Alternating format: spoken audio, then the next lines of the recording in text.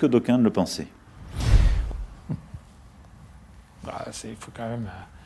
Je voudrais rappeler à ceux qui disent « oui, quand même, la Russie n'arrive pas à avancer », je voudrais leur rappeler que la Russie, elle a peut-être un petit peu d'armes iraniennes, des drones iraniens, et un petit peu de soutien logistique, quoi que ça reste à démontrer, de la Turquie, de la Chine et de la Corée du Nord. Mais enfin, fondamentalement, la Russie, c'est la Russie. Elle se bat toute seule ou avec, éventuellement, une millienne venue d'Asie centrale.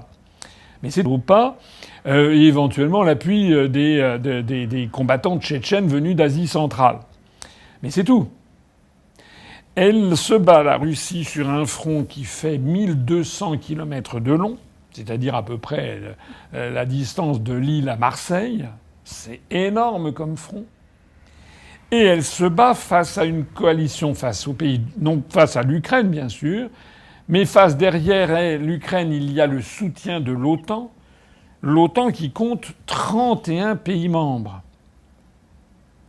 Alors ceux qui, comme Macron qui dit que le conflit révèle la faiblesse militaire de la Russie, mais qu'est-ce qui se passerait en France si la France était confrontée à un front de 1200 kilomètres, par exemple de Lille à Marseille, et si les armées françaises devaient défendre les 1200 kilomètres toutes seules face à une coalition de 31 États, dont la principale puissance militaire mondiale, les États-Unis d'Amérique? J'aimerais savoir, ou plus exactement non, j'aimerais pas savoir.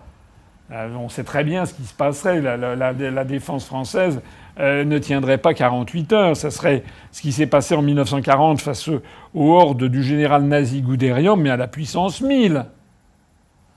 Autant dire que la Russie fait preuve en la matière d'une très solide fermeté et résistance. D'ailleurs, elle possède toujours 17% du territoire, que la contre-offensive ukrainienne, en fait, n'a pas marché, ça a fait long feu, et il se révèle, parce qu'il est difficile de voir dans nos médias se trier le bon grain de l'ivraie, mais il semble bien que les fameuses armes mirobolantes que l'Occident offrait à l'Ukraine, eh bien, se sont toutes évaporées dans l'atmosphère. Enfin, j'ai pas rêvé quand même.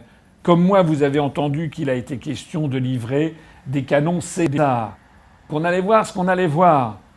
Alors il y en a eu qui ont été tirés, on sait qu'il y en a qui ont été détruits par les Russes, mais au bout du compte, il n'y a pas... Les Russes sont toujours présents au même endroit, ils ont d'ailleurs construit tout au long du Donbass des tranchées